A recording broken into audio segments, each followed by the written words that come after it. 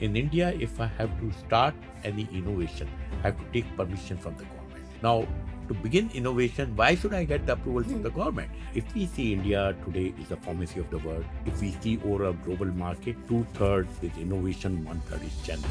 We are good in generic space. But we have to increase in the innovative space. We have to get into biologicals. We have to get into biosimilars. We have to get into incremental innovation. COVID was a great time when we showed to the world that we can do it. If we get together into a mission, we can do it.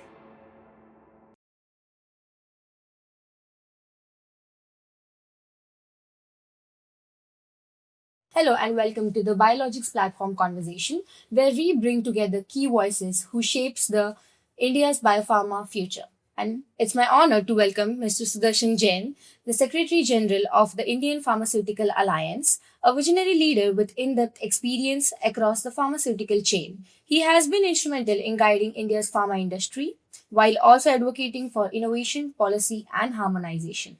So, today's conversation, we will also dive into what makes Indian pharmaceutical future ready. So, welcome you, sir, on the podcast. Thank you very much for being invited. To begin with the conversation, when we talk about India as a biopharma hub, we know that India is known as the pharmacy of world, right? So what are your perspective on what should India's next leadership frontier should be in the biopharma as we move towards the India in 2047? Thank you very much for this very interesting question and very relevant question for India. If we see India today is the pharmacy of the world, third largest in volume and 14th largest in terms of value. Yes. This clearly indicates that we are very good in producing generic drugs and the volume of the production is good, but in terms of value, we are relatively low. If we see over a global market, two-thirds is innovation, one-third is generic. We are good in generic space. But we have to increase in the innovative space. We have to get into biologicals. We have to get into biosimilars. We have to get into incremental innovation. And the call of the day is whatever good job we have done in generic, we have to move up the value chain. And the movement in biosimilars is very important. Movement in new chemical entities is very important. Movement in new biologicals is very important. And we are seeing early signs in that space, but we have to go a long way. And I would like to congratulate BioCluster, Mumbai BioCluster, for taking this initiative to get this conversation going, because conversation is the starting point of moving into action. Yes. Truly said, sir. The conversation is something that is the key for all the new innovations that are happening. And when we talk specifically about biosimilars, we know that biosimilars have been a success story for India so far, and we still need to innovate more, still have the future to generate more things, ideations, and everything. So, what kind of lessons like from that journey that you have had are most relevant for the future areas like the monoclonal antibodies and the vaccines and cell and gene therapies? So what kind of advice do you have? So if we look, COVID was a great time when we showed to the world that we can do it. We developed COVID vaccine within the 12 months time. Yes. And then we have been able to develop DNA vaccine. We have been able to develop mRNA vaccine. We have been able to develop nasal vaccine. So it showed that if we get together into a mission mode, we can do it. Yes. At the moment, if we see in biosimilars or biologicals, our presence in the global market is very, very limited. The global market of biosimilars is around $33 billion. And we will be around $1.5 billion, including domestic and export. So there is a tremendous opportunity to get going into biosimilars space. There is also an opportunity to get into biological space, research products. And with a lot of work which has been done in cell and gene therapy now, companies are working on it. There is a lot of work which has been going on mRNA area. And we will see a lot happening in coming times. And that is the call of the day. And perhaps this conference is very important, that it should open at different areas, help us to set our priorities going forward. Yes, having the open mind and Absolutely, yes. absolutely. So, how can the Indian pharma companies evolve their capabilities to meet the demands of complex biopharmaceuticals that we have while even maintaining the cost efficiently and the quality? So if you see the whole global market uh, is in favor, and it is an inflection point because there are 55 biologicals which will be going out of patent in next 7 years' time. The volume of those products is around $300 billion. So it is important that companies start focusing on that. Then there are changes in regulations, like US regulation, interchangeability of biosimilars, that will open up the market.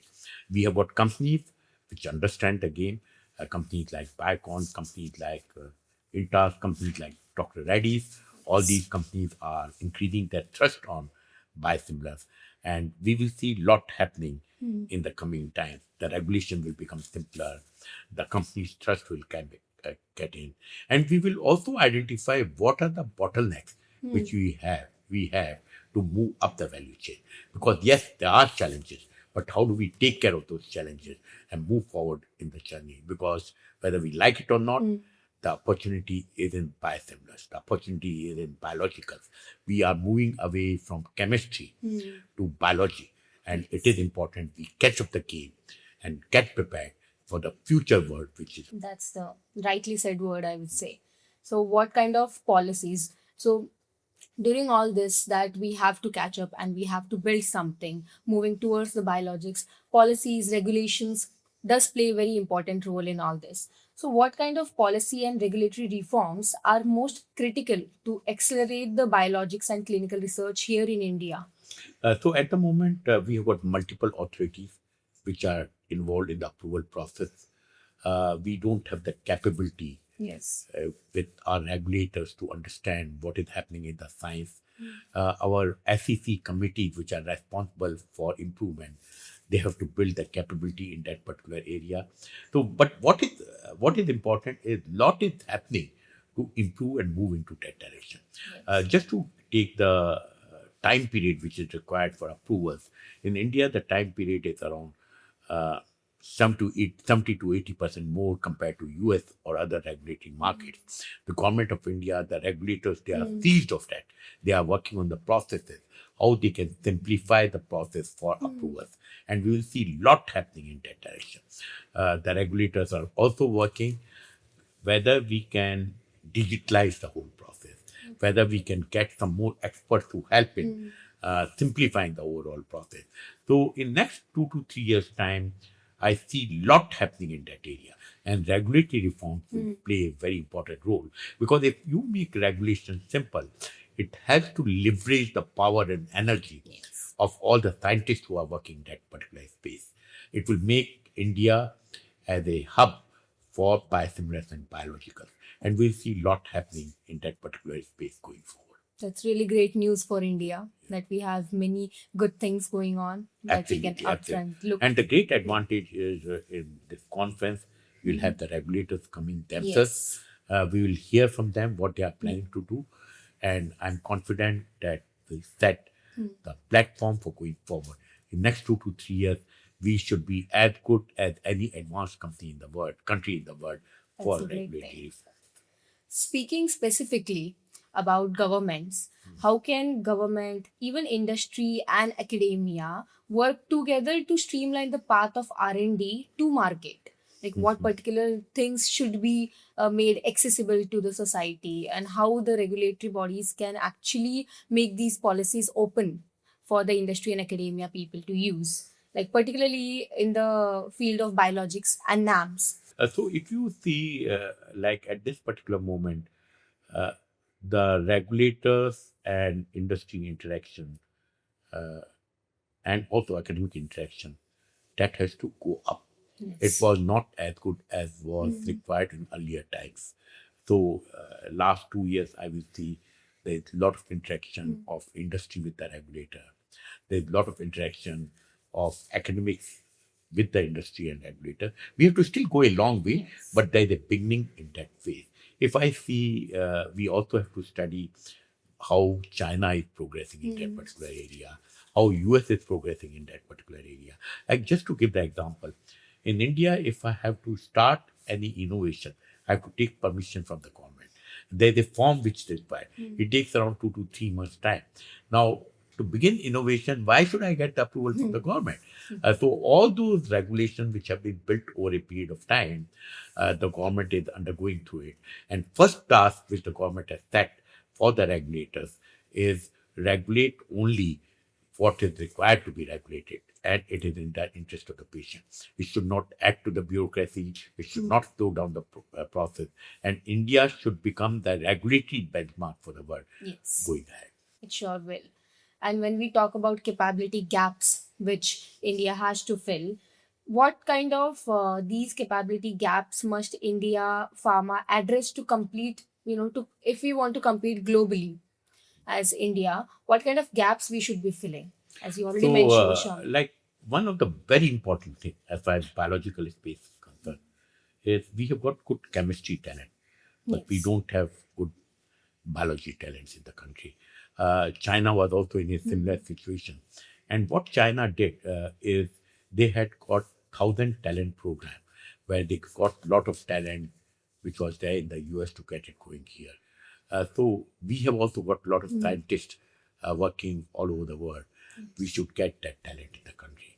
They should be developing the new young generation for future. And we should open up the talent game because at the end of the day, talent is fundamental. So whether it is CDSU space, whether it is manufacturing, whether it is R&D, we have to build our talent base as far as biologicals are concerned. Definitely. And if I were to say specifically in the field of biologics development and CDMO, what should be the priorities of India to emerge as a global hub? Like if I see China, they have built the scale to an extent that whatever $3 billion we do in the CDMO space, only one company does it. In China In China, only one company does whatever we do in 12 months' time. overall. So what we need to do is to think of scale, think of the latest technology in cell and gene therapy, biosimilars development, biological developments, and also creating that capability in this country using AI, because AI will be used also in Yes. development. So that will become a very important thing going forward.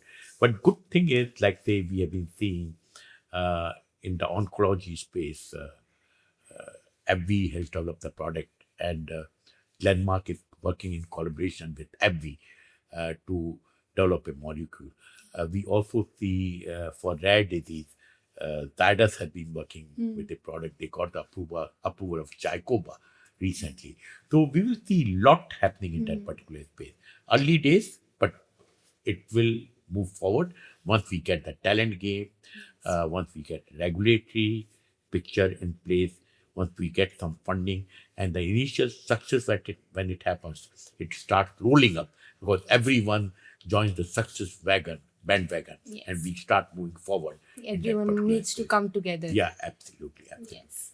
And when we talk about IPA, Indian Pharmaceutical Alliance, how is IPA engaging with the global stakeholders who are there to reposition India not just as a supplier, I would say, but as a collaborator in high end science, manufacturing, and also innovation? So if we see IPA, what IPA does? IPA provides the platform to get all the companies together, Okay. share their best practices.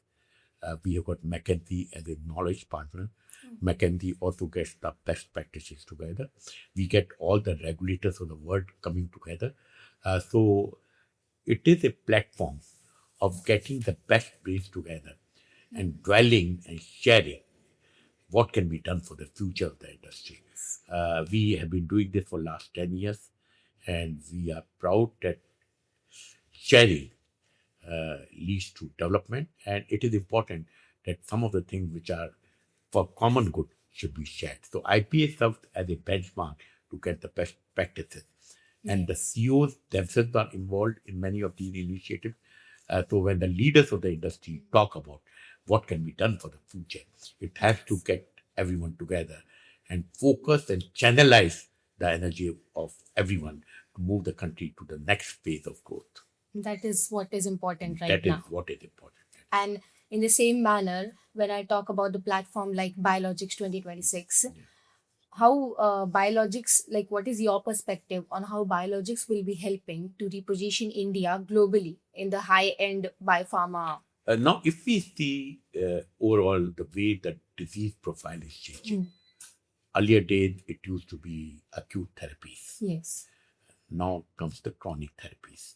Then there will be degenerative diseases.